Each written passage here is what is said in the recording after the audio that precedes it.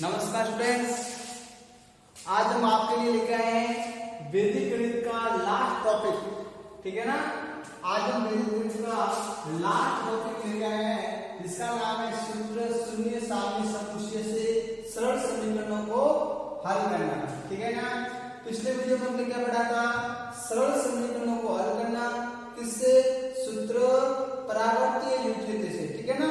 ये आज का इस वैदिक गणित का लास्ट टॉपिक है। ठीक है ना। तो ऐड करो सब विद्यार्थी ऐड करेंगे। सूत्र शून्य सारणी समुच्चय से सरल समीकरणों का हल। आज हम सरल समीकरणों का हल करेंगे किसके द्वारा? शून्य सारणी समुच्चय के द्वारा। ठीक है। इसमें कुल मिलाकर 8 के 6 सूत्र है। कितने सूत्र है? 6। ठीक है ना। तो ऐड लगाए पट्टम सूत्र। ठीक है। लगा लो सब हेडिंग पट्टम सूत्र। बताओ पट्टम सूत्र क्या है? अच्छे से समझना, सबका ध्यान व्हाइट बोर्ड पर होना चाहिए भाई। यदि समीकरण के प्रत्येक पद में कोई भी अगर आपको समीकरण दिया हुआ है, उस समीकरण के प्रत्येक पद में x एक उभयनिष्ठ खंड है। उभयनिष्ठ का अर्थ क्या होता है? उभयनिष्ठ का अर्थ है कॉमन। इंग्लिश में इसको कॉमन बोलते हैं।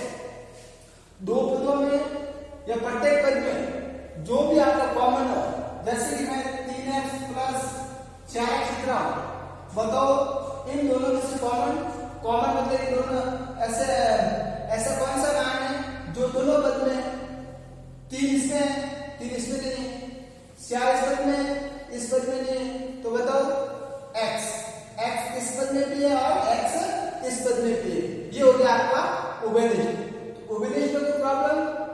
Very good. ठीक है। तो समीकरण के प्रत्येक पद में x एक उभयनिष्ठ खंड हो तो x बराबर क्या होगा? 0। x बराबर क्या होगा? 0 होगा। ठीक है ना। प्रत्येक पद में x क्या होना चाहिए? उभयनिष्ठ होना चाहिए। अगर x प्रत्येक पद में उभयनिष्ठ है तो आपका x क्या हो जाएगा? 0 हो जाएगा। ठीक है ना। गुड। अब इसको अच्छे से समझने के लिए क्वेश्चन करिए। क्वेश्चन 5, 12x प्लस 3x बराबर 4x प्लस 5x। ये हो गया आपका क्वेश्चन। ठीक है ना। ध्यान दो। अगर इसमें आपको कुल मिलाकर 6 क्वेश्चन है, 6 सूत्र से है, कुल मिलाकर 6 सूत्र है। अब आपको पता लगाना पड़ेगा उसमें कौन सा सूत्र लगेगा। ठीक है। तो वहां वही आएगा कि इस क्वेश्चन को पहले सूत्र से करें, इस क्वेश्चन को दूसरे सूत्र से करें, नहीं, वहां से बताएगा निम्न समीकरण का हल सूत्र शून्य सारणी समुच्चय से कीजिए। ठीक है ना। तो देखो अच्छे से बात।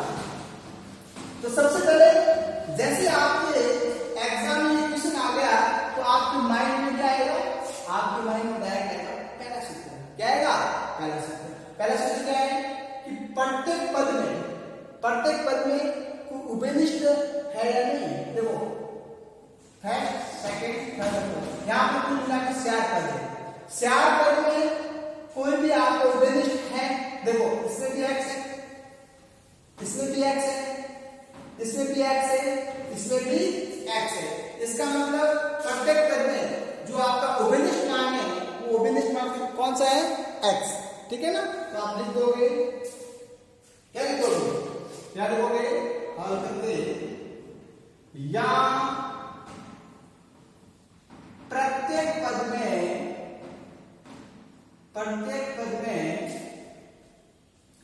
x क्या है?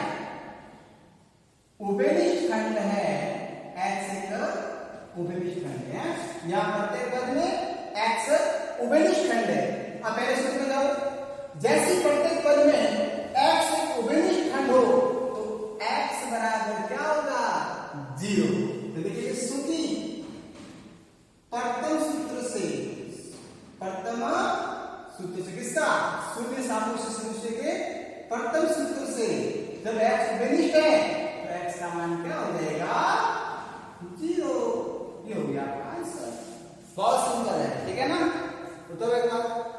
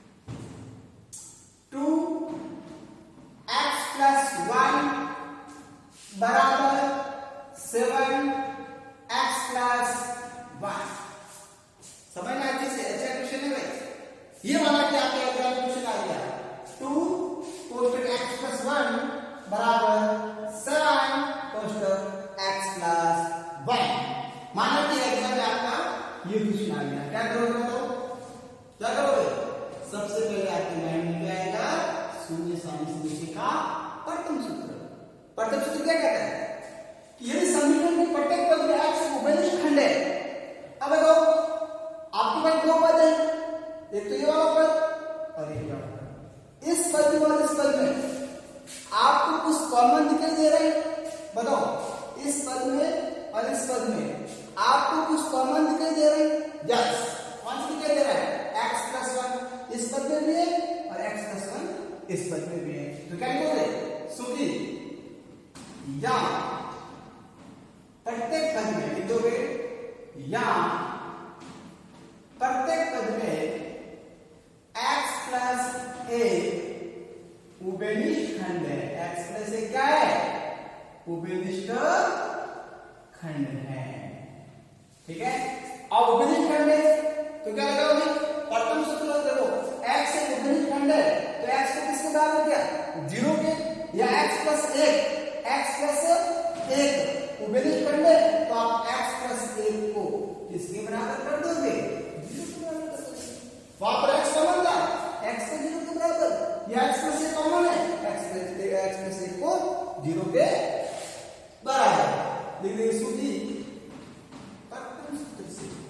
प्रथम सूत्र से यहां क्या करेंगे बताएं? पक्षांतरण। क्या करेंगे?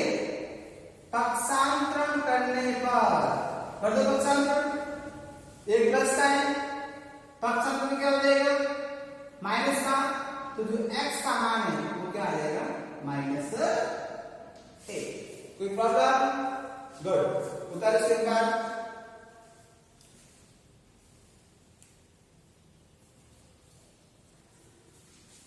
अब इस शून्य साम्य समस्या का द्वितीय सूत्र पढ़ेंगे। समझना अच्छे से भाई, द्वितीय सूत्र क्या है? शून्य साम्य समस्या का द्वितीय सूत्र,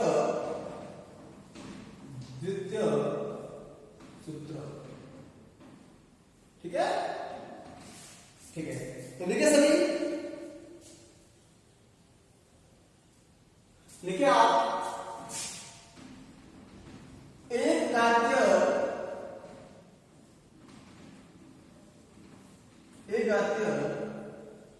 समीकरण के साथ लिखना मेरे, एक घातीय समीकरण के दोनों पक्षों में, देखिए आप, एक घातीय समीकरण के दोनों पक्षों में स्वतंत्र पर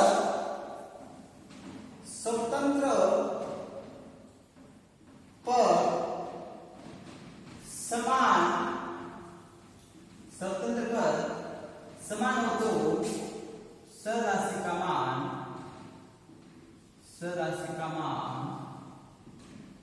जो सराशि का मान है वो किसके बराबर होगा? वो होगा आपके शून्य के बराबर। सराशि का मान शून्य के बराबर होगा। उतारो इसके बाद और समझना अच्छे से। द्वितीय सूत्र क्या कह रहा है बताएं? कि एक घातीय समीकरण के दोनों पक्षों में स्वतंत्र पद समान हो तो सराशि का मान क्या हो जाएगा? शून्य हो जाएगा। आप लोग से कैसे? तो चलो हम क्या करेंगे? क्वेश्चन से आपको द्वितीय सूत्र पूरा समझ में आ जाएगा। ठीक है ना? गुड। तो दो क्वेश्चन हो गए थे। क्वेश्चन नंबर 3, उत्तर है क्वेश्चन नंबर 3। x + 3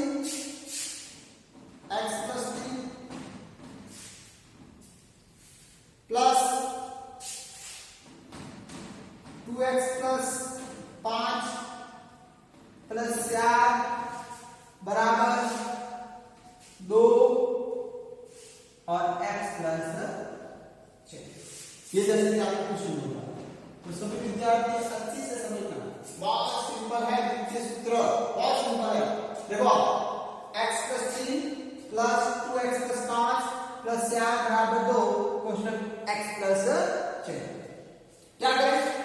प्रथम सूत्र नहीं लगेगा 100%। कैसे नहीं लगेगा प्रथम सूत्र? देखो इसमें x है, इसमें x नहीं, इसमें x, इसमें x नहीं, इसका मतलब प्रत्येक पद में उभयनिष्ठ x नहीं है। इसका मतलब 100% प्रथम सूत्र नहीं लगेगा। तो मतलब कौन सा लगेगा? द्वितीय सूत्र लगेगा। मतलब द्वितीय सूत्र क्या है? देखो आप एक घातीय समीकरण के दोनों पक्षों में स्वतंत्र पद, दोनों पक्षों में कौन सा पद? स्वतंत्र पद, ठीक है, समान हो। देखो स्वतंत्र पद कौन से? x प्लस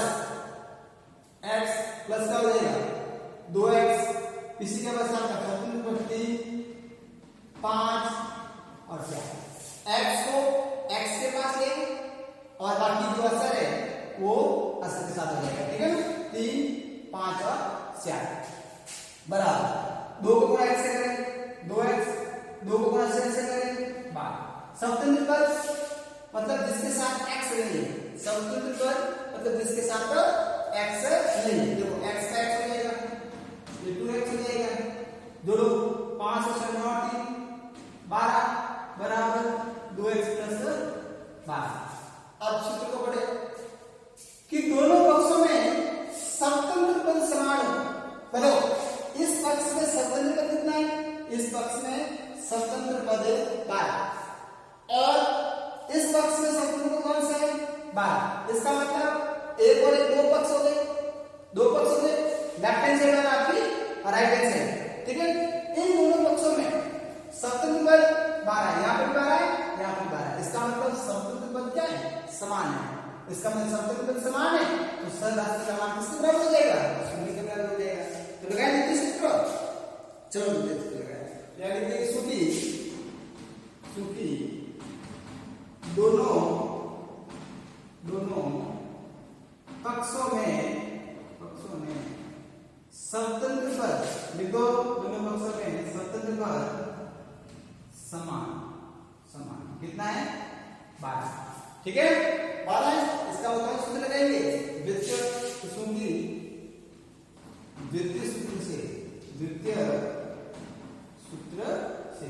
सूत्र क्या कहता है कि स्वतंत्र पद समान है तो सरराशि मतलब x का मान क्या हो जाएगा? आपका 0। ये हो गया आपका आंसर। चलो उतार दो अच्छे से एक बार।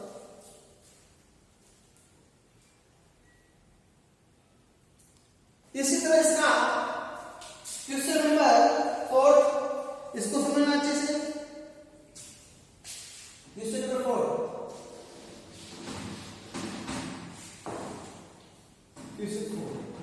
x plus 1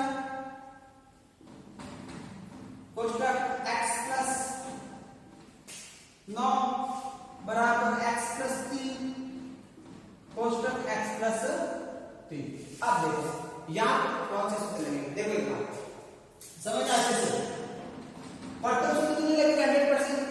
तो यहाँ पर स्वतंत्र पद है 9 के साथ x नहीं है, इसका मतलब सॉरी 9 के साथ 9, ठीक है, 9 के साथ क्या नहीं है? x नहीं है। इसका मतलब जो प्रत्येक पद है उस प्रत्येक पद में उभयनिष्ठ x नहीं है। इसका मतलब प्रथम सूत्र तो आपका नहीं लगेगा। तो कौन सा लगेगा? द्वितीय सूत्र लगेगा। कौन सा लगेगा? द्वितीय सूत्र। कैसे द्वितीय सूत्र लगेगा? देखो 9 स्वतंत्र पद 9 और 1, इसमें देखो इसमें स्वतंत्र पद 1 और इसमें स्वतंत्र पद 9 है। 9 का गुणा 1 से करें, 9 का गुणा 1 से करें क्या हो जाएगा? 9 और यहाँ पर स्वतंत्र 3 है और यहाँ स्वतंत्र 3 है तो 3 को 3 करें 9।